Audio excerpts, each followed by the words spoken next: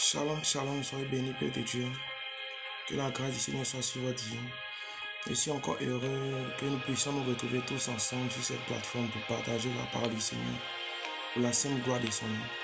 Mon nom n'a pas d'importance, mais le nom et la personne seule de Jésus a de l'importance. Le nom qui sauve, le nom qui bénit, le nom qui délivre, le nom qui apporte la paix, le nom qui apporte la consolation, le nom par lequel nous avons été sauvés, le nom qui est au-dessus de tout nom, au-dessus de toute puissance, au-dessus des blocages d'imitation, oui, la personne de Jésus-Christ. Sois béni au nom puissant de Jésus-Christ, de là où tu es, de là où tu me suis. Que la grâce du Seigneur te localise, que sa bénédiction te localise. Nous allons passer un moment de la présence du Seigneur. Je suis dans la joie parce que à chaque fois que j'entends simplement le nom de notre Seigneur Sauveur, mon cœur tressaillit, mon âme tressaillit, mon âme est bénie. Et je sais que c'est pareil pour toi de là où tu me suis. Nous allons recommander ce moment entre les mains du Seigneur. Car la Bible déclare, celui qui bâtit sans l'Éternel bâtit en vain. Ô Père, nous bénissons ton Seigneur, te rendons toute la gloire. Je te prie, Père, que tu viennes prendre le contrôle, viens nous instruire, viens nous enseigner, viens nous guider par ton esprit. Bénis comme tu veux, délivre comme tu veux, restaure comme tu veux, agis comme tu veux. Au nom puissant de Jésus-Christ, déstabilise tout plein ennemi contre ce moment. Par ton feu, je te prie que nous soyons cachés et couverts dans ton sang. Ainsi que tous les internautes qui nous suivent au nom puissant de Jésus-Christ. Amen. Soyez bénis, nous allons partager un thème vraiment très important, un thème vraiment délicat, un thème qui va t'édifier, qui va méditer, un thème qui va bénir, qui va délivrer, restaurer. Au nom puissant de Jésus-Christ.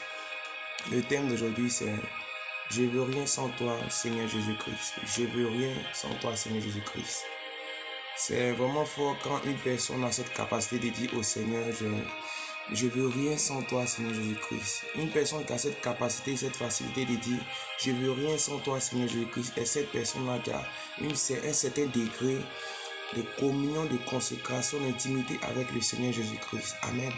Je veux rien sans toi, Seigneur Jésus-Christ. Quand on dit rien, c'est rien.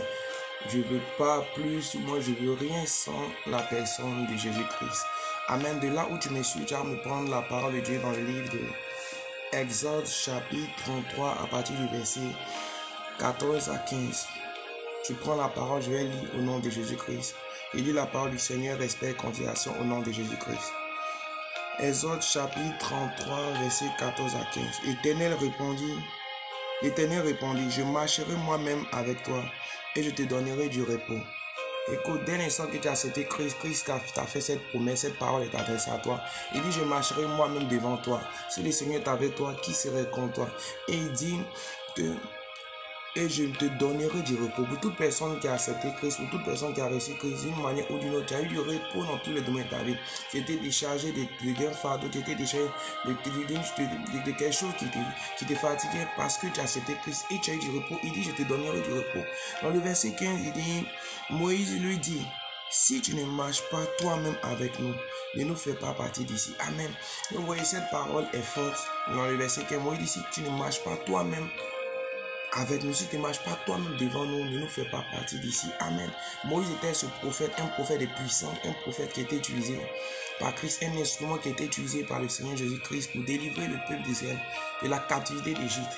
Un prophète qui a été utilisé par Christ, qui a permis des prodiges, des miracles, qui ont dépassé même l'entendement des faux dieux d'Égypte. Mais il a dit quoi? Malgré l'onction, malgré la puissance, malgré l'intimité, malgré la communion qu'il avait avec Christ, il a dit, Seigneur Jésus-Christ, je n'irai nulle part sans toi. Je ne rentrerai même pas à ta main sans toi.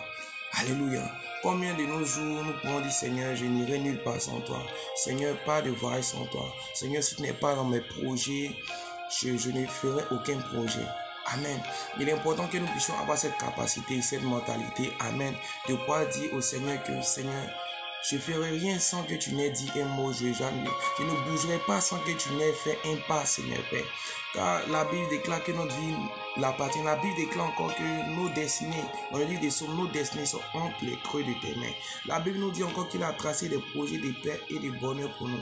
Aucun homme, quelle que soit ta force, ta gravité, tu ne peux tracer les projets, mais seul Christ a tracé des projets. Et quand quelqu'un trace les projets, quand un architecte trace un plan, il a la capacité, la connaissance et les plans requis pour terminer ce projet. Et Christ peut terminer et achever les projets qu'il a tracés dans ta vie. La Bible nous dit qu'il n'y a ni force ni puissance que par son esprit. Beaucoup veulent utiliser l'intelligence, beaucoup veulent utiliser les forces, beaucoup veulent utiliser les beautés, beaucoup veulent utiliser certains moyens pour réussir dans la vie, mais on ne peut rien faire ni accomplir sans le Jésus-Christ. Sans Jésus-Christ, tu ne peux rien accomplir tant que le Seigneur ne marche pas lui-même devant toi. La parole déclare que David était celui-là qui consultait Dieu en tout temps, en tout lieu. Raison pour laquelle il a eu du succès. La Bible va encore plus loin pour dire qu'il était l'homme selon le cœur de Dieu. Parce qu'il avait aussi un cœur repenti. Est-ce que tu consultes Dieu dans tous les domaines de ta vie? Est-ce que tu consultes Dieu avant de faire un projet? Est-ce que tu consultes Dieu même avant de poser des actions? Est-ce que tu consultes Dieu même avant d'avoir certains amis en intimité avec toi? Est-ce que tu as consulté Dieu avant ton mariage, avant les fiançailles? Beaucoup ont eu des échecs, beaucoup ont eu des déceptions, beaucoup ont eu des frustrations parce que simplement ils n'ont pas pu consulter le Seigneur avant toute chose. Nous avons essayé d'utiliser nos propres forces et nous avons été déçus. Il n'existe personne sur cette terre qui a mis sa confiance en Christ. Personne sur cette terre qui a permis que Dieu puisse marcher au-devant de lui et qui a échoué. La Bible ne ment pas, la Bible déclare avec Dieu nous ferons des espoirs. Avec le Seigneur Jésus-Christ nous irons de gloire en gloire. Ça fait combien de temps tu n'as pas connu de gloire? Ça fait combien de temps tu n'as pas connu d'allégresse? Tu n'as pas connu de joie? Ça fait combien de temps tu n'as pas connu de victoire? Mais tu es parti d'échec en échec, de déception en déception, de frustration en frustration, de trahison en trahison, simplement parce que tu n'as pas mis Dieu au devant de toi. La Bible déclare que le Seigneur marche au devant de nous en pleine journée comme une nuée et en pleine nuit comme un feu dévorant. Alléluia. Si tu as la vie en ce jour, c'est par la grâce de Dieu. Si tu as la vie, c'est pas par tes propres forces. Tout ce que tu possèdes vient de Dieu. La Bible déclare que tout ce que nous possédons est une grâce venant du Seigneur. Alléluia. La Bible nous parle dans le livre de Apocalypse chapitre 2 au verset 4. Pour ceux qui ont assez de temps, lisez même tout le chapitre. Dans le verset 4, le Seigneur dit, ce que j'ai content, c'est que tu as abandonné ton premier amour. Alléluia. Tu as abandonné ta vie de consécration. Tu as abandonné ta vie de sainteté, de sanctification. Tu as abandonné ta vie de prière. Tu as abandonné ta vie de méditation. Tu as abandonné cette flamme, ce flambeau que tu avais pour Christ au début de ta conversion. La Bible nous dit, nous parle du zèle. Tu avais le zèle quand tu as connu Christ. Tu ne pouvais passer ni une semaine, ni une journée sans prier, ni jeûner. Tu ne pensais qu'à lui. Le centre de ta vie, la première image, la première intention était portée vers Christ. Mais maintenant, tu n'arrives à peine à prier 30 minutes, à peine à prier 15 minutes. Tu n'arrives à peine à jeûner même un jour dans le mois. Tu n'arrives à peine à te retirer dans le secret pour parler à ton Dieu. Tu n'arrives à peine à marcher même dans les paroles du Seigneur. Car pourtant, il est l'époux et l'époux se doit d'obéir à l'époux. Et la parole va encore plus loin pour dire quoi? Ce que j'ai content, c'est que tu as oublié ton premier amour. Oh, la Bible nous dit que il nous a aimés en premier. Le Seigneur veut dire quoi? Que tu m'as oublié, moi, ton amour. Ton premier amour, moi, tu m'as oublié. Tu m'as abandonné. Tu m'as délaissé pour les choses de ce monde. Tu n'as pas mis ta confiance en moi. Très peu de personnes ont confiance au Seigneur. Raison pour laquelle ils posent des actions, ils commettent certaines choses parce qu'ils n'ont pas confiance que Christ peut le faire. La Bible déclare qu'il est le même hier, aujourd'hui, éternellement. Ce qu'il a fait hier, ce qu'il a fait aujourd'hui, il peut le faire demain et éternellement. Qu'est-ce que Christ ne peut pas faire pour toi? Que cherches-tu? L'or, l'argent, les femmes, le mariage, le voyage, les bénédictions. Qu'est-ce que Christ ne peut pas te donner? La parole déclare, ne vous inquiétez de rien. Mais de quoi tu t'inquiètes? Tu t'inquiètes de ton lendemain. Tu t'inquiètes parce que tu n'as pas un coin où dormir. Tu t'inquiètes parce que tu dois payer la maison. Tu t'inquiètes parce qu'à ton âge, tu es encore célibataire. Tu t'inquiètes parce que tu es malade. Tu t'inquiètes parce que tes amis t'ont abandonné. Tu t'inquiètes parce que tu as été trahi. Mais tu as le plus important.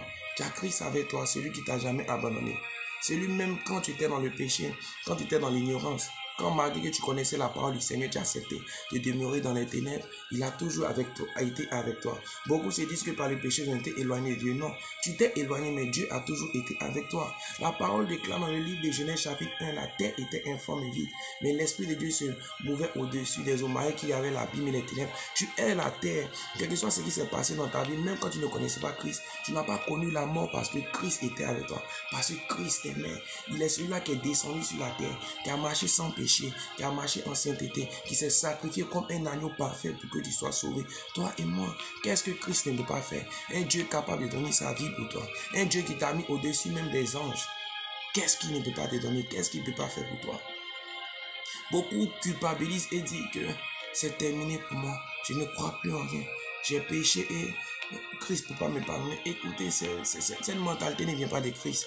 Christ n'est pas un homme. Christ n'est pas Thomas, n'est pas une femme. Christ n'est pas une connaissance. Christ n'est pas une femme ou bien un homme pour mentir, ou bien un mari, ou bien une fiancée pour ne pas te pardonner. Christ est celui-là même, quel que soit le péché que tu as commis, avec un cœur repenti, quand il revient vers lui, il te pardonne immédiatement. La Bible déclare, il nous pardonne nos péchés. Il les jette dans les profondeurs de la mer et il les met à l'oubli. Pourquoi cela? Parce que quand le diable viendra t'accuser, il dira au diable, mais je me souviens de rien. Ma fille n'a pas péché, mon fils n'a pas péché, mon épouse n'a pas péché, car elle s'est repentie avec un cœur sincère. Quand tu te repens avec un cœur sincère et tu demandes pardon véritablement au Seigneur, il te pardonne tes fautes et tes transgressions. La Bible déclare ses compassions sont par terme et ses bontés se renouvellent chaque matin. Ça veut dire à chaque fois que tu te lèves matin, c'est encore une grâce que Dieu t'accorde de pouvoir revenir vers lui. C'est encore une grâce que Dieu t'accorde de revenir vers lui comme les 5 vierges sages et non comme les 5 vierges folles. Alléluia. Nous avons la parabole de l'enfant, du fils prodige qui a pris les biens, les biens avec son père qui est parti tout dilapider. Et il est rentré en lui-même. Et il a dit, j'ai péché contre Dieu et mon père. Je vais retourner vers mon père. Même s'il faut qu'il soit traité comme un ouvrier, c'est pas grave. Et il est revenu. Et la Bible nous dit quoi? Son père l'a vu de loin. Quand il décide de te repentir, quand il décide de dire, Seigneur, marche au devant de moi. Seigneur, ta volonté, il le sait d'avance. Il le sait d'avance. Et il vient. Qu'est-ce qui s'est passé? On dit, le père a donné au fils prodige un anneau au doigt. Ils ont tué le veau gras, ils ont donné un nouveau vêtement. Quand il revient à Christ, il te donne un nouveau vêtement sans tache. Quand il revient avec Christ, il renoue son alliance que tu avais avec lui, ton intimité, ta consécration. Quand il revient avec Christ, avec la repentance, il y a de la célébration au ciel. Bien-aimé, je veux te confirmer et te dire que Christ t'aimait, Christ t'aime et il t'aimera toujours. Christ t'aimait, il t'aime et il t'aimera toujours. Quelles que soient tes fautes, quelles que soient tes transgressions, si tu reviens avec lui, même maintenant que je suis en train de te parler, frères et sœurs, il te pardonne et te reprend dans ses bras.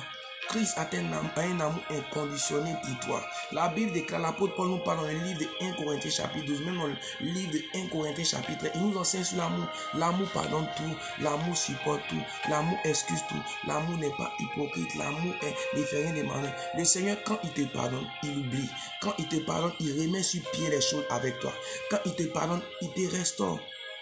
Quelle que soit la dimension de la décision de ta vie, comme Lazare, le Seigneur apporte la vie au nom de Jésus-Christ.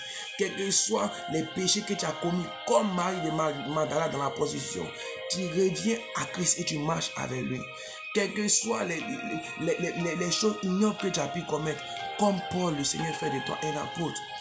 Les hommes peuvent te juger, les hommes peuvent dire c'est fini pour toi, les hommes peuvent dire aucun espoir pour toi, les hommes peuvent dire aucun avenir, mais seul Christ connaît ta vie. Personne n'aurait pu imaginer que l'apôtre Paul, que Paul qui persécutait l'église allait être un grand apôtre.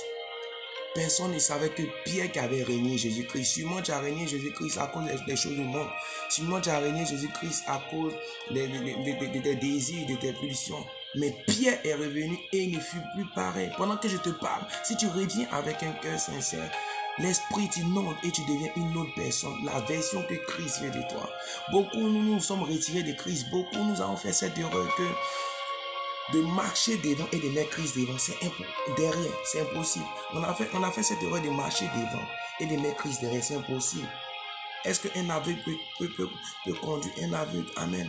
Mais Christ est celui-là qui voit parmi nous tous, qui connaît ses projets pour toi, qui connaît l'avenir qu'il a tracé pour toi, qui connaît le chemin qu'il doit suivre, raison pour laquelle il doit être au devant de nous, raison pour laquelle tu dois lui dire, Seigneur, pas un pas sans toi. Seigneur, je n'irai nulle part sans toi. Seigneur, pas un projet tant que tu n'es pas dans ce projet.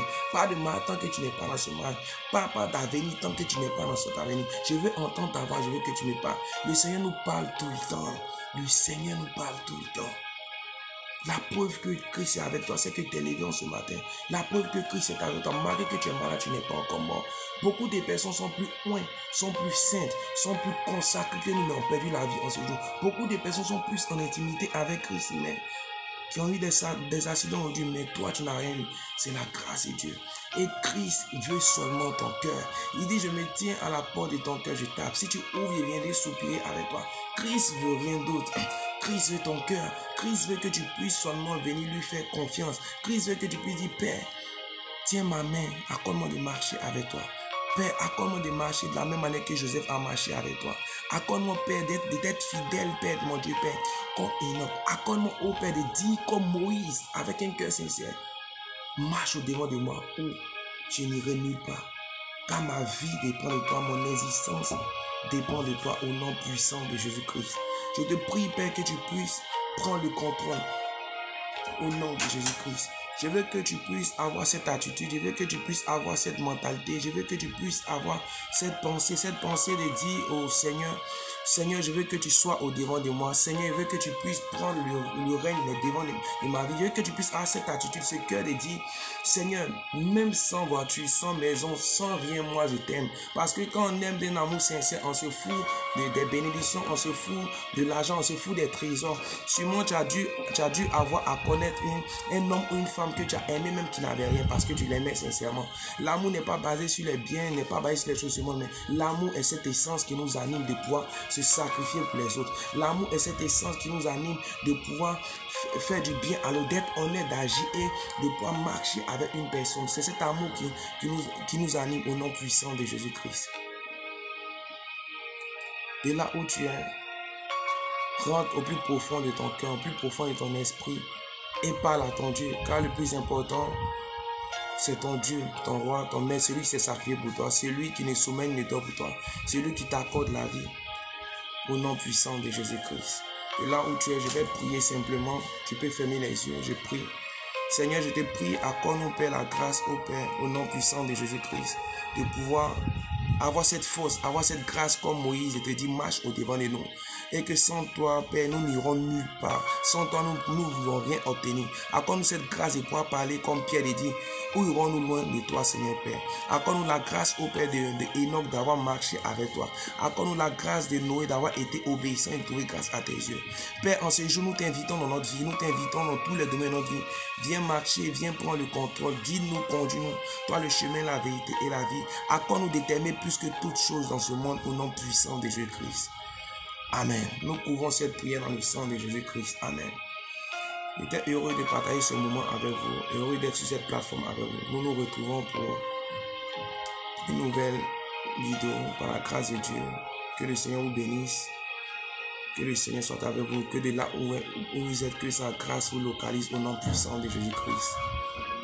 De là où tu es, que le Seigneur te couvre de son sang et qu'il t'accorde de pouvoir être en intimité avec lui, qu'il t'accorde de pouvoir marcher avec lui comme Moïse a marché au nom puissant de Jésus-Christ. Soyez bénis, je vous aime dans le nom puissant de Jésus-Christ. Et sachez que Christ est la personne qui vous aime plus que toute chose. Soyez bénis au nom de Jésus-Christ. Amen.